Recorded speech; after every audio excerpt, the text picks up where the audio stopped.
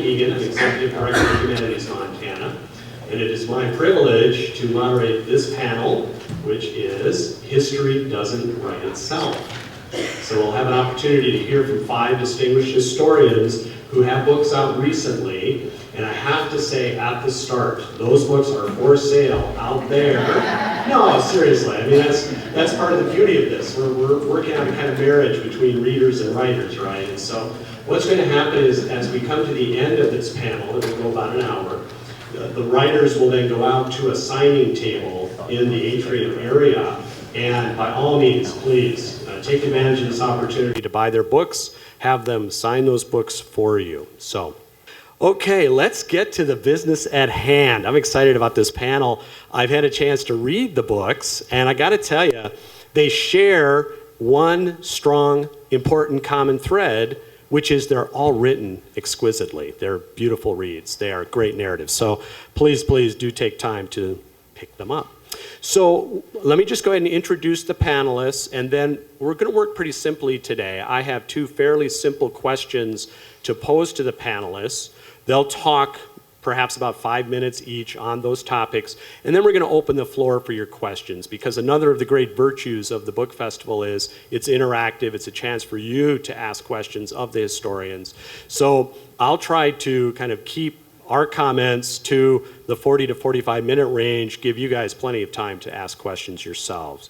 So let me go ahead and just introduce the panel. Hugh Ambrose is the author of The Pacific, a celebrated nonfiction account of World War II, and he served as the historical consultant for the Emmy Award-winning hit HBO series called The Pacific. In fact, Hugh is going to give a session on that, later today, is that right, Hugh? Yeah, very, very good. So. HBO has, in fact, hired him to help develop another miniseries. Hugh was the vice president of the National World War II Museum and continues to work for the museum part-time. His career began after he earned a master's degree in history. Hugh has disclosed that he studied with David Emmons, and he seems to have enjoyed it. He sounded a little edge. No, he seems to have learned, and went to work with his father. Hugh went to work with his father, the late historian Stephen Ambrose. So that is Hugh. David Emmons, here, right, sitting here, is a University of Montana professor emeritus of history. He is the author of the award-winning volume, The Butte Irish, Class and Ethnicity in an American Mining Town. His newest book, just published, is Beyond the American Pale, The Irish in the West, 1845 to 1910. And I've had a great time reading it because my own family fits that model. I'm out of Irish roots, so it was a very good read. I do want to read this last sentence, though, because this is important. Dave was born and raised on the edge of Denver's Little Italy, the son of distinctly working-class parents, neither of whom, contrary to expectations, was of Irish descent. So that's called a full disclosure. Okay, so that's full disclosure. So then Tim Lehman. Tim Lehman is professor of history at Rocky Mountain College in Billings, where he teaches a wide variety of courses in American, Western, and environmental history. He earned his PhD at the University of North Carolina at Chapel Hill and is the author of 2 books, Public Values, Private Lands, American Farmland Preservation Policy, and most recently, in the book he's here to talk about, Bloodshed at Little Bighorn, Sitting Bull, Custer, and the Destinies of Nations. Great stuff. Tim's also a good friend, I'll throw that in. And then Verlaine Stoner McDonald is the author of Red Corner, The Rise and Fall of Communism in Northeastern Montana. She grew up in the Sheridan County, Montana farm homestead that was originally homesteaded by her grandparents in 1909. She graduated from Plentywood High School. Today, she's a professor in the Department of English, Theater, and Communication at Berea College in Kentucky, which is, by the way, a very interesting institution, so you might have a good time visiting with Verlaine about that. Very unusual sort of ethos to that place. And then, last but of course not least, Susan Kushner Resnick has been a journalist for 22 years, writing for obscure alternative weeklies and for very mainstream dailies, including the Providence Journal and the New York Times Magazine. Her first book was Sleepless Days, One Woman's Journey Through Postpartum Depression.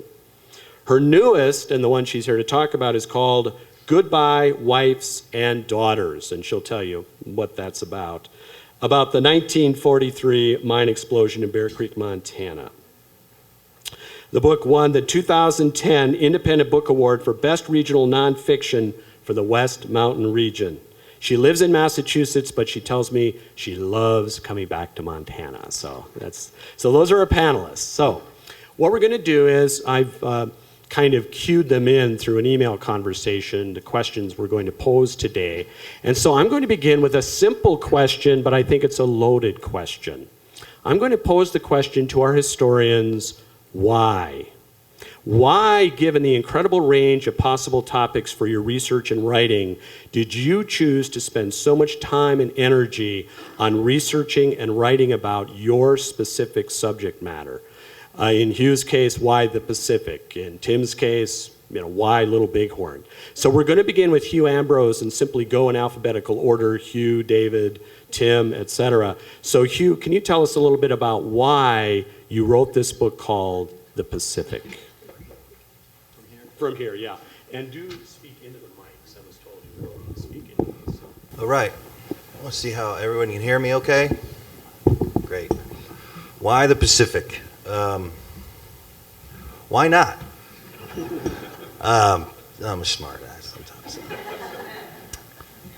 I believe that World War II is the most important event of the 20th century. There have been a lot of great books written about it, and I was lucky enough to work with my father, Stephen Ambrose, who wrote some of those great books. Most of those books are about the European theater. It's natural that they do so and focus a little bit more on the European theater because Adolf Hitler presented a greater threat to human civilization than did Emperor Hirohito. We, of course, have a much stronger connection to Europe and our immigration patterns. So there are a lot of reasons why Europe, when people think of World War II, they think of conquering Nazism, and that's fine. I just think that the Pacific is as important to half the world as the defeat of Nazism was to the other half of the world. And when we think of, again, I just can't stress too strongly that the world that we inhabit was in many ways created by the defeat of totalitarianism, fascism, however you want to call what Emperor Hirohito and this religious fundamentalism in which he was a deity, and that the Japanese were, like the Germans, felt entitled by their racial superiority to go ahead and conquer much of the Pacific Rim, and then do unspeakable atrocities upon the peoples that they conquered. That America did a great thing. And America's allies did a great thing in defeating that scourge and helping to foment the march of democracy in the world. So any writer wants to grab a hold of something that they believe passionately is helping to create the framework in which all of our lives have existed. We made a better world. And when I looked at the historiography, after working with my father on these books about the European theater, looking and reading the books about the Pacific, I realized that they tended to be either very thesis-oriented books, they tended to be sort of all-comprehensive books about specific battles or themes, or there are, of course, many books written by veterans about their experiences. And I wanted, my book is narrative history. And I really felt there was a place for a book that would take you on that journey from the first battle to the final shot. just grab a hold of you with the power of narrative.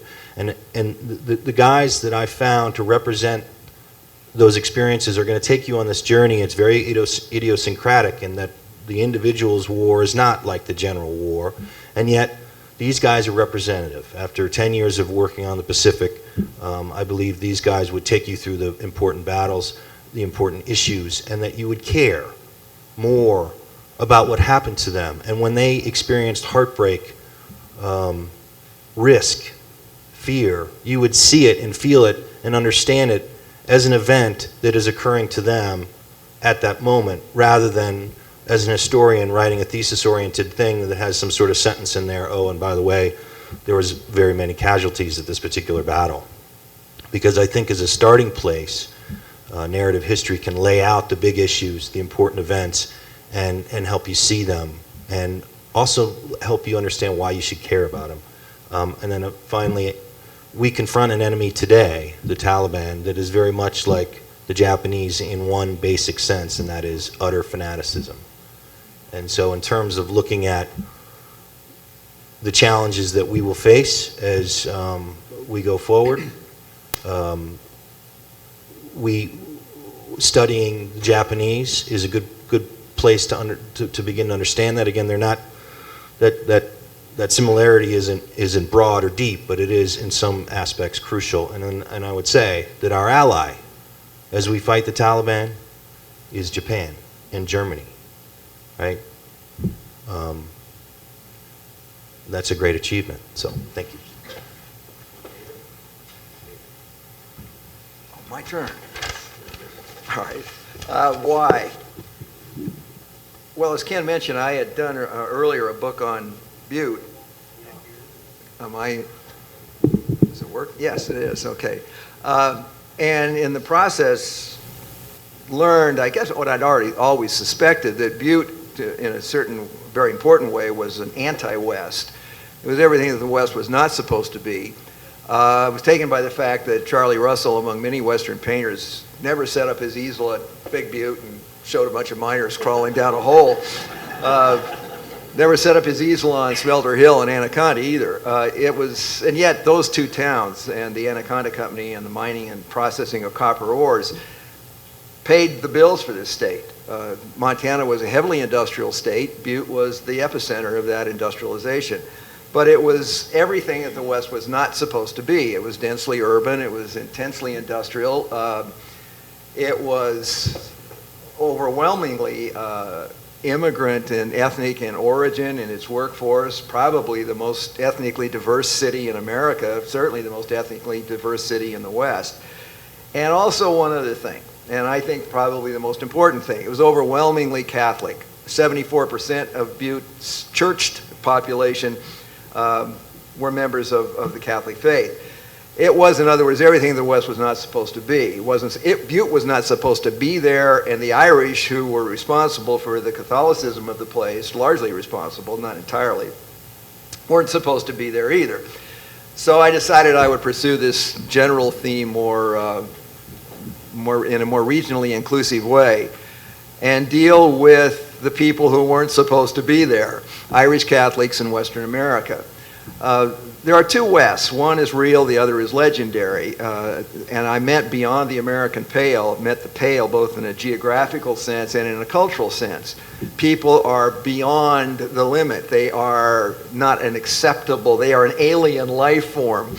And the alien life form in this instance were the Irish Catholics who began to arrive in industrial America, not coincidentally, by the way. The two are intersecting lines and they are mutually reinforcing, but just at the moment when the potato crop failed and set them to wandering. So you have then a kind of tragic symbiotic relationship where the Irish are forced to leave, and America is taking them in as the what I call the blunt instruments of its industrialization. That's where I did it. I don't know why I did it in so many pages, but that's why I started. I was originally going to take it to 1933, so, you know, but this is not volume one of a set. I found it to be a very, very complicated story. I think Hugh would, and all at the table would agree that what we do is fun, and what makes it so much fun are the puzzles that we encounter, and fighting our way through those. Sometimes that's not as pleasant as we would like, but it's still an enormously satisfying enterprise, and we do it partly then, as Hugh said. Why? Why not? We do it because it's an enjoyable thing to do. Hugh also made, I think, a very, very important point, one that I had not considered. These are timely issues. I don't think they have to be. I think history can be valuable without being, quote, relevant, but in most instances, the relevance factor is significant. We also have, in addition to having to deal with the Taliban and with religious fanaticism, we also have an immigrant problem in this country. We have an immigrant issue in this country. And in the 19th century, the problem was not Hispanics, which seems to be overwhelmingly the perceived problem now. The problem was Catholics. And the anti-Catholicism of the 19th century was virulent. It was cruel. It was destructive of civil discourse. It was, in other words, in many respects, everything that we see now. And so I think studying it now, seeing where we were in the 19th century can be useful in, as we attempt to work our way out of the dilemmas of the 21st. That isn't why I did it, though, but I'd like to think that that's an incidental benefit of what I did.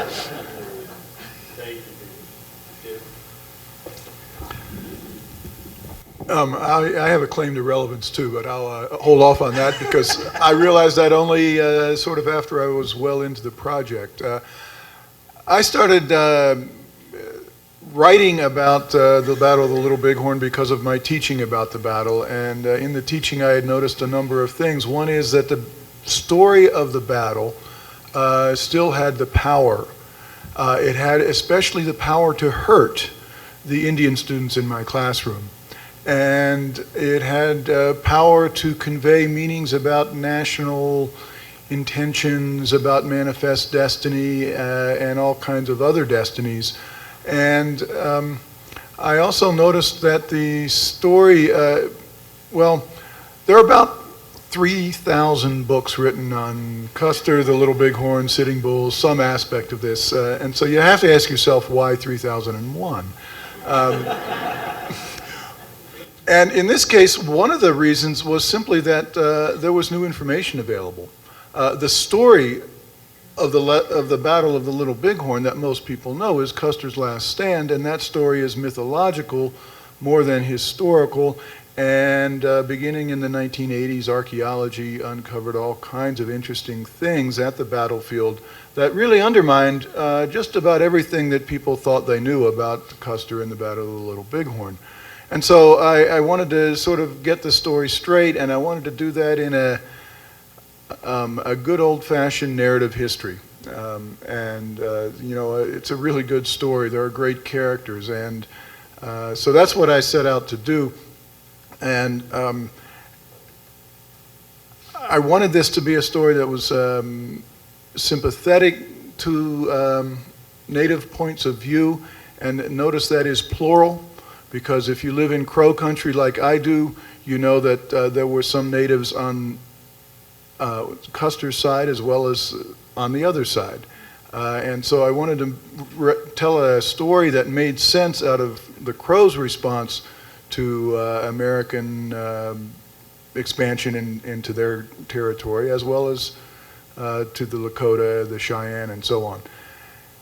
And I wanted to because I was telling a story, as I wrote, I thought of my students, and 55–60% of my students are women. And I wanted to tell a story that, well, had some women in it. And this has just not really been thought about very much. And so I'm not claiming that I have unearthed a major feminist reinterpretation of the battle, but I did want to put women in the story where they were there and perhaps had been ignored. And the more I wrote about this and the more I read about Indian wars, the more I realized that the Battle of the Little Bighorn in some ways is more relevant in the 21st century than it was in the 20th century. In an age of total war, I'm not sure a couple of hundred guys fighting out in the Montana hills matters very much. If you're thinking about D-Day or mutually assured destruction, Custer's not the guy who comes to mind as somebody who's got anything very real or important to say about that. But if you're watching the evening news and looking at Afghanistan and you say, did they film that in the Pryor Mountains? The counterinsurgency warfare of our time in the 21st century looks a lot more like the late 19th century Indian Wars. And so that reality of the sort of relevance of the topic gave me a sort of another reason to be interested in telling this story.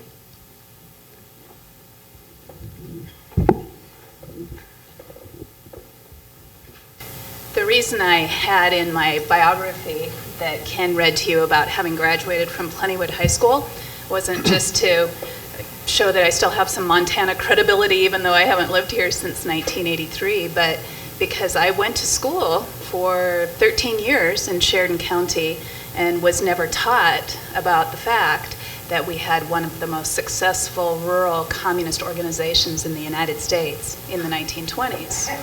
And it really wasn't that I just wasn't paying attention, it really wasn't. Although in the internet era, I have chatted on Facebook and so forth recently with former classmates or friends, contemporaries, who had heard, here and there, a little bit about our red past. But in my family in particular, we didn't talk about it because we have some skeletons in our closet. But that really was one of the reasons that I needed to know why. Why did this happen?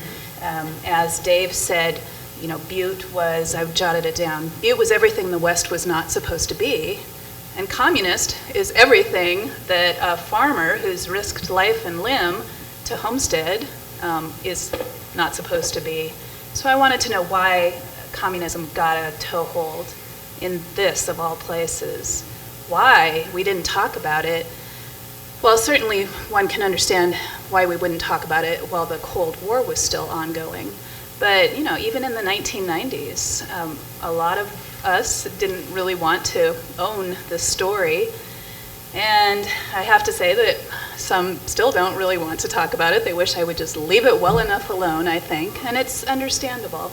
I could explore that more. So one thing, Ken has referred to us all as historians, and in a way I feel that I should disclose that I'm actually trained in the field of communication. But my main area of interest is in rhetoric. How do messages influence, persuade? And so another reason I came to this topic was that in about 1991 or 2, I had to pick a dissertation topic. And I won't use a lot of our time to tell you something that if you happen to have time to come to the reading at 1, Dave and I will be presenting. I'll explain there how I found out about our communist period. It was essentially some old newspapers were found. I saw them and realized they'd been published in my hometown. Anyway, I knew that I had to pick this dissertation topic, and it seemed worthwhile to investigate how could communists have persuaded a bunch of farmers in Sheridan County, Montana, to vote red in the 1920s in particular, the Roaring 20s, even before the Dust Bowl and the Depression. So I knew I needed something I could live with for 2 or 3 or 4 years in writing the dissertation.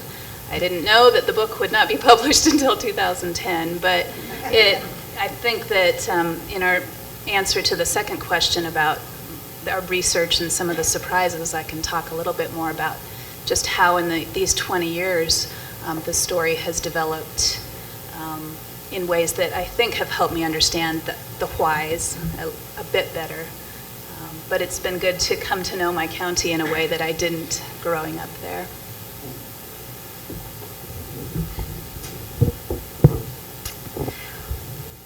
Well, I didn't find this story. This story found me.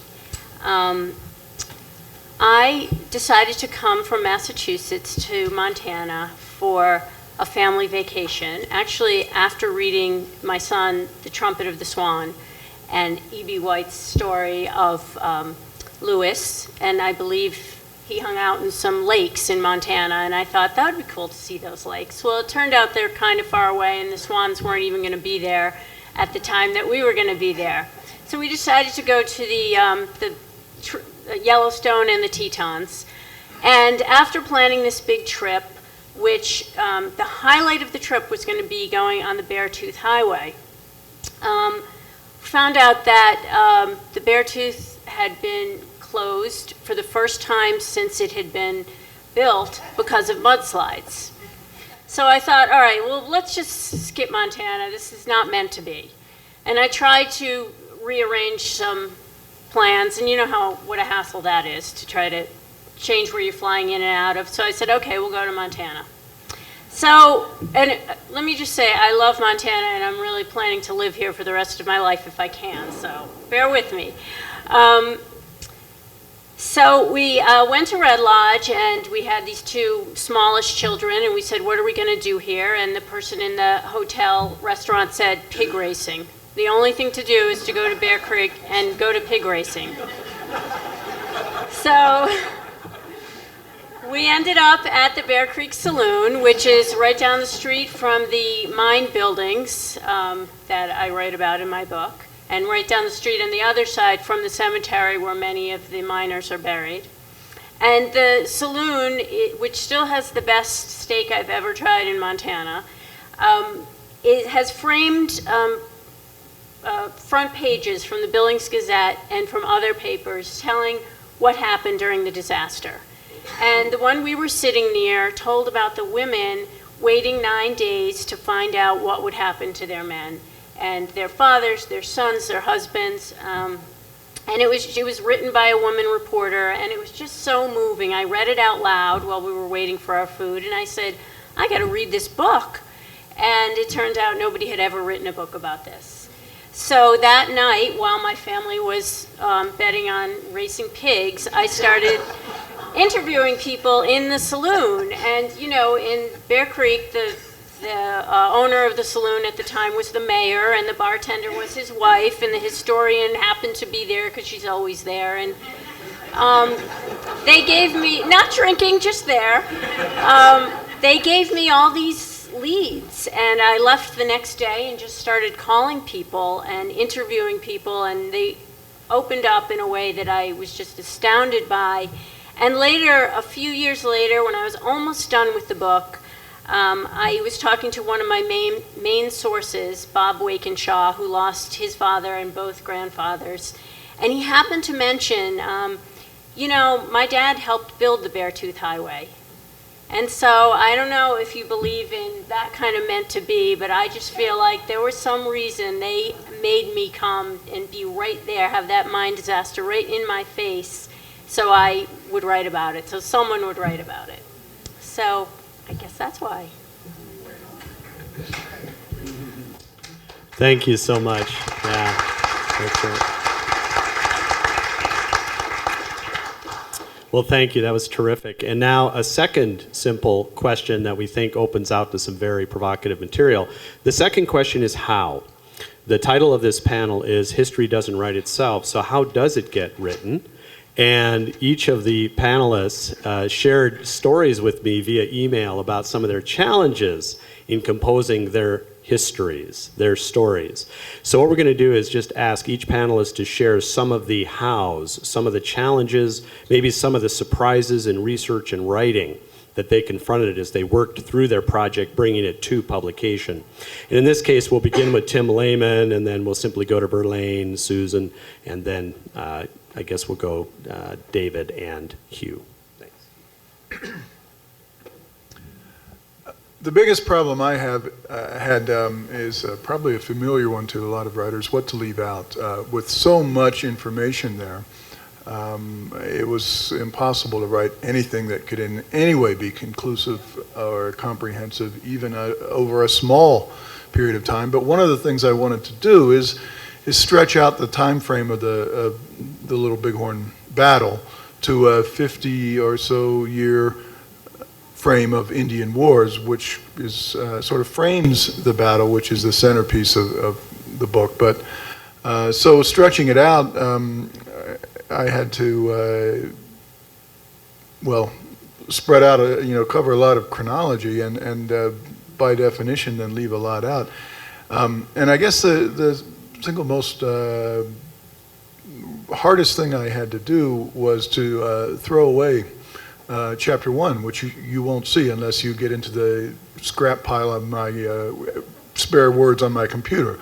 It was bad.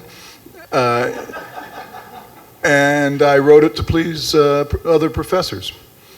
And I think I had to write it because I had to get those professors out of my head. And I had to get them out of my head and get the questions of my students in my head. And so that was kind of an interesting, interesting is a good word, process with a fair bit of pain involved. But the result, I think, is much better. The other thing that I really struggled with in some ways, although I don't really apologize, I am an outsider to everything in this story. And it's a story where insider cred is really important to a bunch of very different groups. Obviously, insider credibility matters a lot for Native societies, and I am not and have no claim, so I'm looking at those societies from the outside. But the story of the Little Bighorn is also a story where military historians, and especially the Custer buffs, have a strong hold. It's almost as if they've staked out that turf. And I'm an outsider coming in there, and if I get the buttons on a general shirt wrong, I might be in trouble. And so I was very, I should also mention, by the way, that I was raised in a tradition of religious pacifism. So, military history was a far stretch for me. And just to throw it in, I was also raised in the East, so I'm not a Westerner either. So I'm really was writing from a vantage point, from a distance in that sense. And what I wanted to do in all cases, in all of those sort of insider communities, was to be especially aware of the unexpected, the things that don't belong, the things that don't fit. When I saw a stereotype, I thought, I bet we don't know the whole story there, and so I'd read some more. And, I tried to tell a story with some unexpected people in unusual places. And so the story includes, for instance, the way the Lakota and Sitting Bull in particular participated in Buffalo Bill Cody's Wild West reenactments of the Little Bighorn. Why, how, their motivations, well, you have to read the book, but it surprised me. I mentioned that I grew up in Sheridan County, and I think perhaps some of you in the audience who came from small towns or rural areas shared with me as an adolescent the feeling that nothing interesting had ever happened there. That was certainly the case for me. It became such a surprise then to see how interesting it really had been. And my research, I think, revealed surprises because I came to see more and more. It was very interesting. This began when I began my research for the dissertation in Los Angeles. In about 1992, I went to a little radical archive just down Vermont Avenue from USC. And I was just going through their folders, and I found a pamphlet that had been published by the Communist Party USA in 1932. And on the back of the pamphlet was an advertisement for full coverage of the farmers' movement, read, and below that it said, The Producer's News, which was the newspaper published in Plentywood, Montana. Starting in 1931, the Communist Party began distributing it nationwide. It was their farm paper, and I didn't know that. other surprises unfolded in the first part of this decade when I was able to go to the Library of Congress and get into some of the internal communist documents that had been so dangerous during the McCarthy era and the Cold War that they were shipped over for safekeeping to the USSR. And it was only, yeah, that's true. It was only through the work of archivist at the Library of Congress and a historian that microfilm of those documents came to the Library of Congress. And so that was a remarkable experience to get to see the handwriting of some of these people who I'd come to know so well in writing the dissertation and early versions of the manuscript. And one of the discoveries in those that I wouldn't have made otherwise was that the Communist Party headquarters in New York City was so proud of my little county where nothing interesting had never happened that they ordered that it be, their phrase was, reported across to Moscow. That is, copies of the Producer's News and reports on what was going on in Plentywood, Montana should be bragged on to the Kremlin, I suppose. And so that there were also in those archives just interesting little tidbits that sort of heartbreakingly only wound up being footnotes in the book, but little mysteries and even some sort of interpersonal intrigue, you know, about who was the local secretary of the Sheridan County Communists, but then suddenly she got the boot when the communist sheriff's lover replaced her. And I didn't know that. So it's been an education in all kinds of ways. Well, I set out just to find out how the women involved carried on with their lives. My mother had just died, and I was having trouble with that, you know, so-called normal grief, and I just didn't know how people got up in the morning after losing their loved ones, their community, their livelihoods, their homes, everything, and that's what I wanted to find. But I was surprised to find that there was all kinds of corruption behind it, that Tony Boyle was part of the story, and he was a good guy in this story. If you don't know who Tony Boyle is, he's was a notorious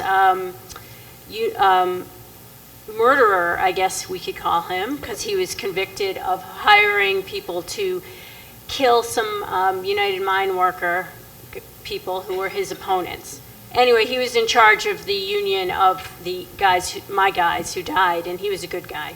That was surprising, but it was surprising to find out that there was this whole background of the mine being investigated for safety and inspected 3 months before the disaster happened. It was the first Montana mine to be inspected after the 1941 federal law passed that mines should be inspected.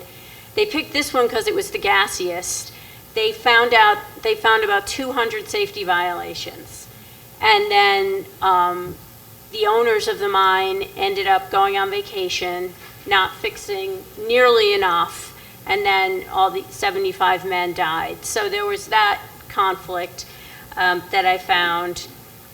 And it was also surprising to me how much stuff was just out there willing to be had. For example, I confirmed a lot of my suspicions that the mine owners were basically murderers just by going to the Historical Society in Helena, opening some boxes and finding letters that they wrote to each other saying, you know, we're going to cut this corner, or, you know, oh, I know we should buy this dusting machine, but nah, let's not. It was just there. Letters from widows asking for help, and the mine guy saying, oh, no, we can't help you, we have no money, and then I would find their records, and they had plenty of money. The other thing that was surprising was how forthcoming everybody was. Only 3 people refused to talk to me. I ended up interviewing about 70. Those 3 were Tony Boyle's daughter, who lives in Billings. I kept trying to tell her, no, this is going to be the only account of your father that's good, but she would pretend she was someone else. Oh, she's not home now. So that didn't work. One man who just, I guess, never forgave anybody, and one woman whose father was the purchasing clerk wouldn't speak to me, and I later found out that one of the big problems was that they hadn't ordered gas masks in time. Nobody had specifically blamed him, but maybe she felt that. But everyone else talked to me. I think part of it was because I'm such an outsider that they had nothing to lose by talking to me.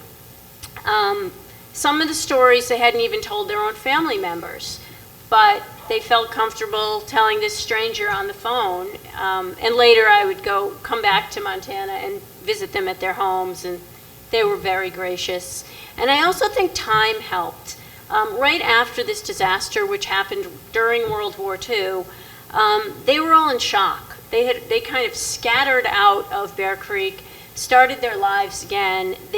They couldn't speak of it almost because it was so painful.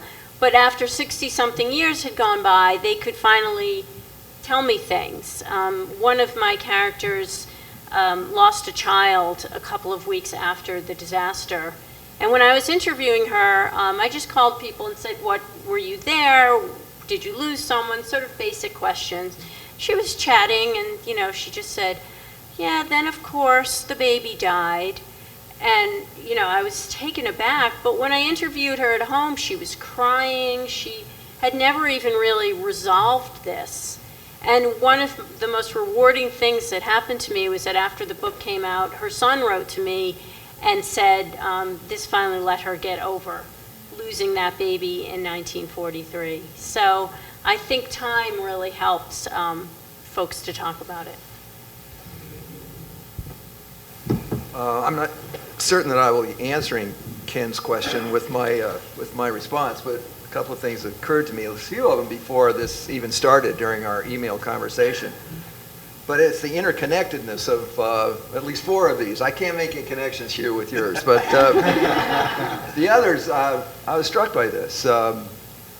Tony Boyle was first of all very Irish and had strong Butte connections. So there's that. Red Lodge itself, smaller obviously than Butte, but as industrial, as ethnically diverse. Great numbers of Finns in Red Lodge, great numbers of Italians, great numbers of Irish working the coal mines.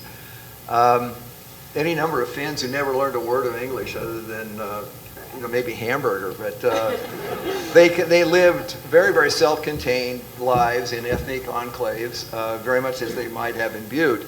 So Red Lodge, to a certain extent, was a kind of miniature version of the anti-West. With Verlaine, and she and I have talked a little bit about this earlier, the Producers News in Plentywood, Montana wasn't just a communist newspaper financed by the Communist Party USA, but it had a very, very strong Irish component. And there were two guys in particular that I think I want to talk about briefly. One was P.J. Wallace, who succeeded Red Flag Taylor, Charlie Red Flag Taylor, as the editor for a time. I think Taylor was in and out of Plentywood. But P.J. Wallace was from County Galway. He fought in the Irish Rangers during the Anglo-Irish War. And he was joined in the 1920s, and this guy just fascinates me, and I don't know much about him, by Tom O'Flaherty, who was the older brother of Liam O'Flaherty, one of 20th century Ireland's great writers. Both of these men were communists, but Irish communists, and I guess you have to wonder what in the world were they doing at the Producers News. But I don't deal with this in the book that I just finished, but I'm going to sooner or later with my next one, I hope. The Communist Party funded at least three major Western newspapers, the Producers News. They also funded the Butte Bulletin, which was the strike bulletin during the Great Strike of 1917, edited by an Irish American by the name of William Francis Dunn, who kept the Butte Bulletin going long beyond the strike into the 1920s. And it funded a newspaper out of Duluth, Minnesota called The Truth, or in Russian, Pravda. which was edited by a guy named Jack Carney, who was in Dublin during the Rising of 1916. Now, we know that the Communist Party, as the Comintern, as the international communists, attempted to influence American politics, that in the South they concentrated, quite understandably, on the African American population. They are looking for the disenchanted, they are looking for the alienated, and it made sense to them that they would target the black population of the South. In the East, there is strong evidence that they saw American Jews as the natural ethnic component of an American communist movement. But what occurs to me is that in the West, their target was Irish. That the Irish played that role in Western America, the same role in the minds, sometimes addled, of the Communist Party USA that blacks and Jews had played in the South and in the West.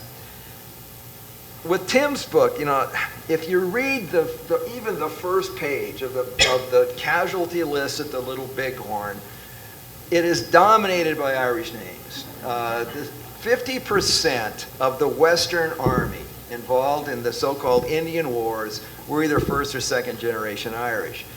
And somewhere beyond the American Pale, I have some of those names simply from the first page. But I mentioned in my first answer that the Irish Catholic population tended to be the blunt instruments of American conquest. And nowhere is that more fully revealed, I think, than in Custer's army. And the Little Bighorn, the fullest expression of that. So, the problems that we confront, history is about people. There's only three components: people, a place, and a time. But that said, there is an infinite number of topics. And what struck me is how these, and I don't think any of us had this in mind when we stepped into the room this morning, how these themselves converge. We try to tell the truth about these things. I don't know that we can. We have an infinite number of topics. We have an infinite number of approaches to them. But in this instance, they all, the hermeneutic, whatever it might be for all of us, except Hugh, came together somehow. And there is an Irish component to all of this, whether it be Tony Boyle or Liam, Tom O'Flaherty and P.J. Wallace, and of course all of those Irish with Custer. And I'm sure now that Hugh gets the final shot, he's gonna tie a bow around it, and we're all gonna leave here hand in hand, having written essentially the same book About the Irish. It's all Irish. Well, now you know why my classmates and I so enjoyed taking Dave Emmons' classes. Makes it up. I forget what the question is. How? Well, let me see. I'll try to have this make some sense. So I have this idea. I want to take you from the first battle to the last shot and give you a representative sampling of World War II and why you should care and what it meant to the people. And so first, of course, I have to understand the war in its entirety. And then there's just hundreds and hundreds of oral histories, interviews, and memoirs and diaries and collections of letters and stuff that I have to go through to find those people I think are going to take you through that journey. In other words, I felt like there was a finite number of people you could keep track of, right? That I can keep track of in a book, really. And so I thought, I played around with the number, but eventually settled on 5. And these 5 people have to take you from beginning to end, right? I can't just, once I establish these rules of how I'm going to create this and structure this narrative, I have to follow them myself. And so looking for those voices, it was really important to me that those people that I found have documents from the time, that have been interviewed, that they wrote letters home, that because I've done hundreds and hundreds of oral histories with World War II veterans, and there is a lot of amazing truth that comes out of that. But to take you to the place, the time and the place and the day, there has to be the records from the war. That's really the only way. And each of these guys had a different set of records. Some were the military records. One of my guys had to write a lot of reports because he had a lot of exceptional actions that he was involved in, and so they would ask him to write these long reports soon after. And so he's giving you this very immediate look that he's still gut-wrenchingly dealing with himself, and he has to sit down and write 8 pages on this, and so he just takes you right there, and it's so powerful. So I wanted to find those people who could do that, and one of the people that is in my book, Eugene Sledge, wrote one of the most popular and important first-person narratives of the Pacific War. It's featured in Ken Burns's film and elsewhere. It's after it comes out, just about any book that is about the Pacific War will quote Eugene Sledge at some point. What I found was Eugene Sledge's letters that he wrote as a young man in the war. He wrote his parents once a week. And so the Eugene Sledge that I present to you does not use his book at all. I really present the Eugene Sledge who was 20 years old going through the Pacific War and doesn't know what's going to happen to him, because his book was written in 1980. He did a magnificent job. It's a beautiful book, and like I said, one of the most important. But certainly it is the elder Eugene Sledge, having fully processed all of this, now giving you what he thinks and what it meant. And of course, what people forget about him is that he's one voice in a company of men, really in a whole unit. But when I interviewed all the other men in that unit, there are all these other things that are not there. And so for those who have read that book, then I guess, part of it was that I wanted to, that voice of that young man was important to me, because he's so different from the other young men. And that's kind of the cool thing about this book, is it's not just that they're going to take you to different places, expose issues, and help you understand what was going on out there and what was important. It's that each of them responds differently to that challenge. And so you begin then to get perspective on how different people respond differently to challenges, which I think is great. I think one of the great things about this then is that the narrative, of these individuals happens with a great deal of speed. It's unexpected, and as I mentioned before, idiosyncratic to some degree. The drawbacks is when you go to a campaign with one of these individuals, you only see the part that he saw. I could have filled in the rest, but again, number one, my book would have expanded beyond all reason, but what I felt is that I could get enough of the truth of that particular experience through one of these individuals that it would not be comprehensive, but you would not be ill-served by it, that it will take you through with a speed and a power that is interesting and fascinating, and at the end of it, you will have a pretty good grasp of what that particular event was, but not a comprehensive one.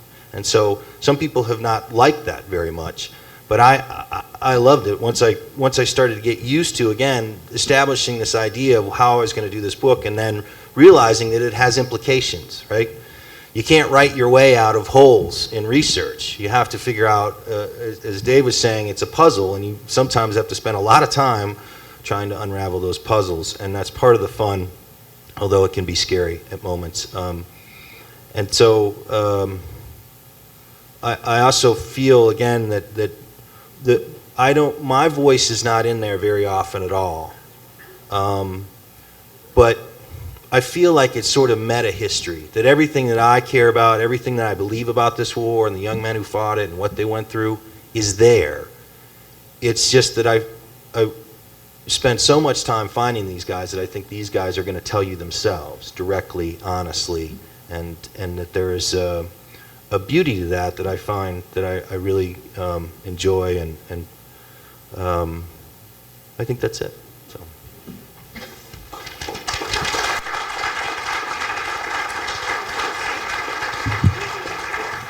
Well, as you can tell, they are passionate, they are smart, they're eloquent. We have time for a few questions, and I apologize, just time for a few. And what I will do is I'll try to repeat the question, and if I misconstrue or misstate, please tell me. So questions for our panelists.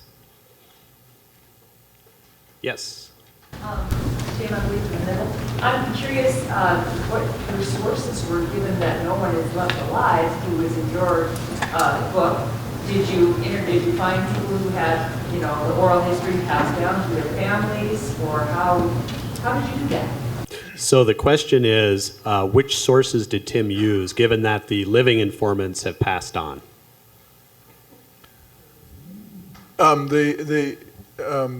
No one is left alive. I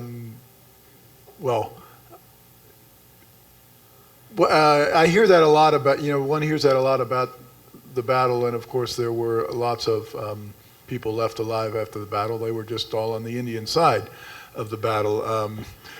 So one of the sources is the number of Indians who were interviewed. A number of participants in the battle, Lakota, Cheyenne, and Crow, were interviewed soon after the battle. And I try to give their voices full range in the narrative. The other, I guess, main source for the battle itself was the archaeological evidence. And the archaeological evidence, if you've followed this at all, completely undermined the notion of a last stand as it was traditionally understood. And so that changed that completely. But the biggest thing, I think, is to take seriously, not always literally, but seriously, the voices of Indian battle participants. Very good. Another question. Yes. Yeah, how for anyone who want to take this, you're all dealing with individuals and with motivation that is, I'm sure, challenging to feel accurate, that you have to embrace it accurately. How did you deal with expressing the motivation when you weren't 100% sure, when you didn't have something that said, I felt this way? What was your tolerance for your own interpretation of motivation when you were writing? So just to repeat, what was your tolerance for the interpretation of motivation? In other words, when you have a source that doesn't state explicitly the motive for a particular action, how does the historian deal with assigning motive to certain actions? I'll answer that. Because I, being a journalist first, and not even historian, went into this story once I learned a little bit about it, saying, these people were murdered. But I couldn't just come out and say that without some backing, which I got from documents and court transcripts and all kinds of things like that. But also I checked myself and my instincts against other people, particularly the family members who were still alive. And if they felt that way, even though it took me a long time to get them to say it, I felt like I was on the right track. And after all those interviews, nobody said the opposite, except for one member of the mine-owning family after the book came out, but he turned out to be a raging alcoholic who was arrested after he accused me of making things up. So I just checked it with other people who were there, checked my instincts. Is that what you meant? I would just add that I use the subjunctive. He might have. This could have been. And I was lucky again because of these primary sources that there are a lot of I thought, I wondered, I was scared kind of a thing. But because I'm dealing with individuals, that was a big thing for me. And occasionally I would speculate about the motivations or about things that they had not dealt with directly, but I felt were the sort of elephant in the room. And what I did is just set that off so that the reader knows that the historian is now speculating a little bit about this sort of thing. I think that's the honest way to deal with it, but it's important. And after spending 10 years with these guys, if I can't, I feel like you earn the right to get to a point where you can speculate a little bit because you have a lot of good reasons to do so. One way I think you can do this, it's not the only way and it may not even be the best way, but you can establish using a theory the ground rules. Now, in the case of any Irish immigrant, they had a sense of themselves not as immigrants but as exiles.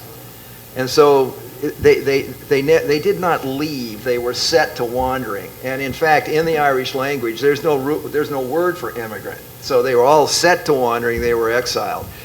And this is, if you accept that, and that becomes the operative theory, then all of a sudden you can assign motive. How accurately, you have to be careful, but at least you have kind of a template. You can say, all right, what would an exile do in this instance? But they use the word so frequently, the Irish, in describing themselves that you have to, I think it's a theory that and historians shouldn't use theories. Well, you can use them, but we have to be very careful. But this was one I felt comfortable enough with. But the question's a good one, and I don't know that we'll never know. We cannot know. But you do the best you can. You never purposefully misstate a motive. You do what Hugh did, what I did, I suspect all of us did. When we don't know, we say, it may have been. But within the limits of the exile theory, this is what is likely. The word perhaps is very useful. And on that note, we're going to have to conclude, I'm sorry to say. Thank the panel. Wonderful.